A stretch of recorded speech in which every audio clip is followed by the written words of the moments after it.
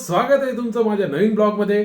मित्रांनो, आज आहे बुधवार आणि काल आमचा रिव्ह्यू वगैरे झाला होता, तर आज रिफाईनमेंट असेल. कारण की नेक्स्ट वीकच्या किंवा या उद्यापासूनच्या ज्या टास्क आहेत त्या डिस्कस करायच्यात, तर त्याची सुरुवात करायला लागेल. आणि माझी मित्रांनो त्याच्यात अंघोळ झालेली आहे, तर फ्रेश वगैरे मी झालेलो आहे. चला मग, नाश्ता आला की आपल्याला आता नाश्ता करायचा आहे.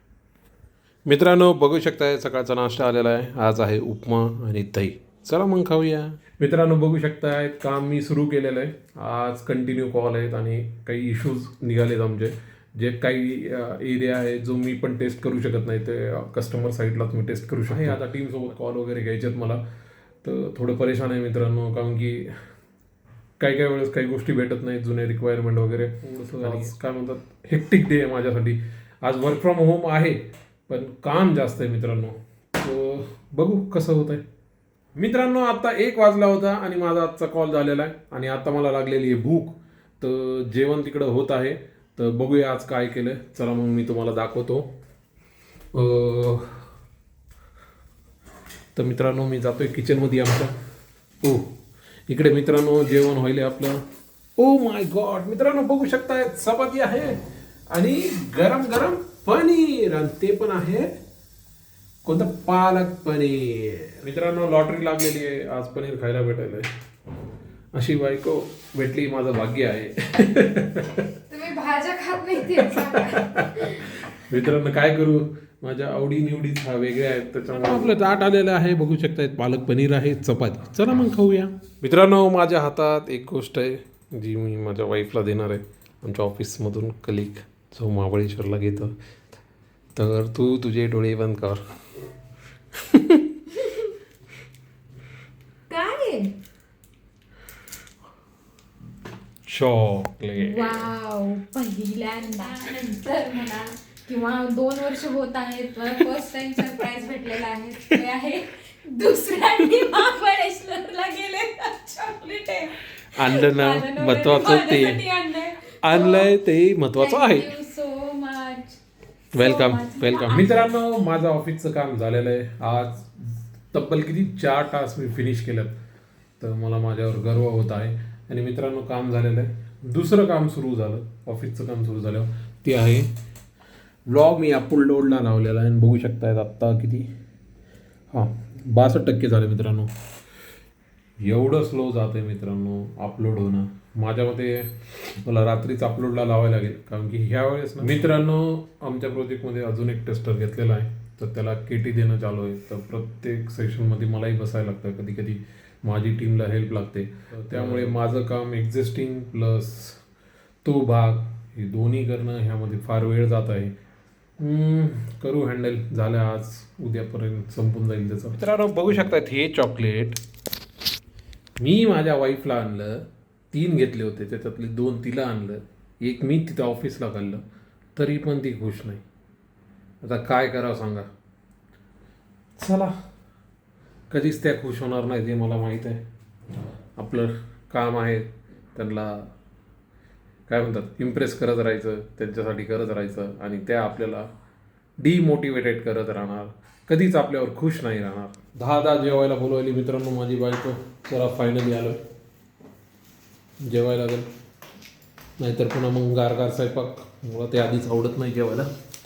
तर चला, तुम्हाला ताट दाखवतो.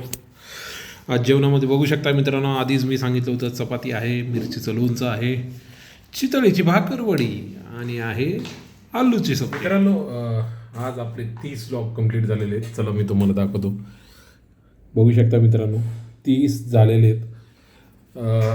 विश्वास बसत नाही मित्रांनो. कंटिन्युअस 1 महिना मी ब्लॉगिंग केली, व्हिडिओज अपलोड करतो आहे, एडिटिंग करतो आहे, आपलं यूट्यूबला टाकतो आहे. खूप मेहनत आहे मित्रांनो. म्हणजे स्टार्टिंगला तर खूप स्ट्रगल होतं, पण आता थोडा एक्सपिरियन्स आला तर गोष्टी थोड्या सोप्या वाटायल्यात.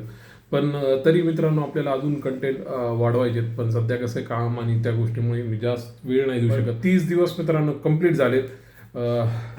माझ्या स्वतःला बरं वाटतं मित्रांनो. म्हणजे 365 दिवसाची जी चॅलेंज आहे, त्याच्यात ते 30 दिवस मी कंप्लीट केलेले आहेत. असेच पुढचे दिवस पण आपण ब्लॉग टाकत राहणार. तर प्लीज, तुम्हाला जर माझे ब्लॉग आवडत असतील तर प्लीज लाईक करा, शेअर करा, सबस्क्राईब करा आणि कमेंट करा मित्रांनो. आणि सबस्क्राईबच्या बटनला क्लिक करा, तर बरं वाटतं मित्रांनो. मित्रांनो ब्लॉगिंगमध्ये सर्वात मोठी भीती काय असते माहिती का? जर आपण पब्लिकमध्ये गेलात आणि तिथं जाऊन तुम्हाला ब्लॉग शूट करायचा आहे त्यावेळेस तुम्ही तो एक्सपिरियन्स घ्या. भीती वाटते मित्रांनो. म्हणजे आपला जो घरचे हे ते ठीक आहे मित्रांनो फॅमिलीसोबत, पण ज्यावेळेस तुम्ही एखाद्या ठिकाणी जाताल अननोन ठिकाणी त्यावेळेस तुम्ही मोबाईल किंवा कॅमेरा काढून बघा. लोक आपल्याकडे असे बघतात ना तर आपली इच्छा पण होणार नाही की हा बाबा काय बोलायचं आहे. आणि तुम्हाला जे बोलायचं असतं ना ते तुम्ही 100% विसरून जातात. तर व्लॉगिंग सोपी नाही मित्रांनो. म्हणजे ज्यावेळेस तुम्ही खरा एक्सपिरियन्स घेताल ना त्यावेळेस तुम्हाला समजेल. मित्रांनो माझा जो कॅमेरा आहे ना आता खराब होऊन माझ्या मते झाल्या आता भरपूर दिवस झाले, म्हणजे 15 दिवसाच्या वरती झाले.